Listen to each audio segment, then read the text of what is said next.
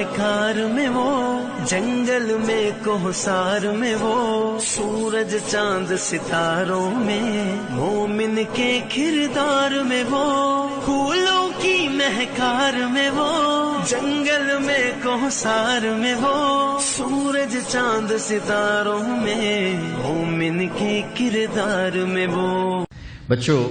بچیوں زندگی کی خوبصورتی ہر انسان چاہتا ہے، اور یہ صرف در مصطفیٰ سے ملے گی۔ ایک اچھا بیٹا، پہلی شکل ہے اچھا بیٹا، اور میرا نبی کہہ رہا ہے کاش میرے ماں باپ زندہ ہوتے، اور نہیں تو میری ماں زندہ ہوتی تو تم دیکھتے میں کیا کرتا۔ میں عشاء کی نماز کے مصلی پہ ہوتا اور میں سورۃ فاتحہ پڑھ رہا ہوتا، اور ادھر سے میرے گھر سے میری ماں مجھے کہتی محمد، تو میں ماں کے لیے نماز توڑ دیتا۔ سبحان، ہاں، میں ماں کے لیے نماز توڑ دیتا۔ اور میرے نبی سے پوچھا گیا یا رسول اللہ قیامت کب آئے گی؟ یہ بچیاں غور سے سنیں، سارے سنو پر یہ خاص طور سے سنیں۔ آپ نے کہا اللہ کو پتا ہے۔ کہ یا رسول اللہ کوئی نشانی بتا دیں۔ تو آپ نے کہا جب بیٹیاں بھی ماؤں کو ذلیل کریں گی تو قیامت آئے گی۔ جب بیٹیاں بھی ماؤں کو ذلیل کریں گی تو قیامت، ان تلد الامۃ ربتہا، جب ماں کے ساتھ بیٹیاں نوکر جیسا سلوک کریں گی، نوکرانی جیسا سلوک کریں گی تو قیامت کے نکارے پہ چوٹ پڑ کے رہے گی۔ یہ نہیں کہا جب کفر پھیل جائے اور جب اسلام مٹ جائے گا، حالانکہ قیامت اس وقت آئے گی جب دنیا میں ایک مسلمان باقی نہیں رہے گا۔ یہ واقعہ کی سنگینی کو بتانے کے لیے فرمایا جب ماؤں کو ذلیل کیا جائے گا قیامت آ جائے گی۔ میرے نبی نے فرمایا عمر تیرے دور میں ایک شخص آئے گا اویس، اس کا قبیلہ ہوگا مراد، آگے سب کاسٹ ہوگی قرن، اویس بن عامر، اسے دعا کروانا، وہ کالے رنگ کا ہوگا، چھوٹے قد کا ہوگا، اور اس سے دعا کروانا، دعا تو بھی کروانا، علی تو بھی کروانا، علی اور عمر، اویس ان کے لیے دعا کریں۔ انہوں نے پوچھا کیوں؟ کہ اس نے ماں کی خدمت کر کے اللہ کو اتنا راضی کر دیا ہے، جب وہ ہاتھ اٹھاتا اللہ خالی نہیں لوٹاتا۔ اللہ کی قسم عمر و علی کو اویس کی دعا کی ضرورت نہیں تھی، امت کو پیغام دینا تھا کہ مائیں ذلیل ہو رہی ہیں آج، اور باپ جوان اولاد سے چھپتے پھر رہے ہیں۔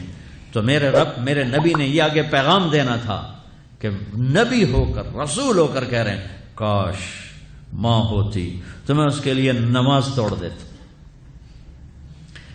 آپ کو 8 عورتوں نے دودھ پلایا والدہ سمیت، ان میں ایک ایمن بھی ہیں، آپ کے والد کی باندی۔ تو گھر میں تشریف فرما تھے، ایمن بیٹھی تھی حضرت عائشہ، تو ایمن کہنے لگی یا رسول اللہ پانی تو پلا دیں۔ تو اللہ کے نبی ایک دم اٹھے، تو حضرت عائشہ ناراض ہو گئی، ایمن اللہ کا رسول کو کہتی پانی پلا، تو اور کیوں نہ کہوں، میرا بیٹا ہے، میں نے دودھ پلایا ہے۔ تو حضرت میرے نبی نے کہا ہاں عائشہ یہ میری ماں ہے، اس کا میں نے دودھ پیا ہے۔ آپ اٹھے، گھڑے میں سے پانی بھر کے یوں دونوں ہاتھوں سے حضرت ایمن کو پیش کیا، جو حبشی باندی تھی، چونکہ دودھ پیا ہے تو ماں کا لفظ صادق آ گیا۔ تو بجائے اس کے کہ برا مناتے، آپ خادم بن کے اپنی ماں کو، دودھ پلانے والی ماں کو آپ نے، حضرت حلیمہ سعدیہ تشریف لائیں، آپ نے اپنی چادر بچھا کر اس کے اوپر بٹھایا۔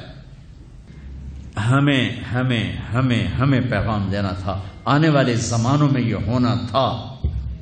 سبحان اللہ۔ امام ابو حنیفہ کا نام تو سب کو معلوم ہے نا۔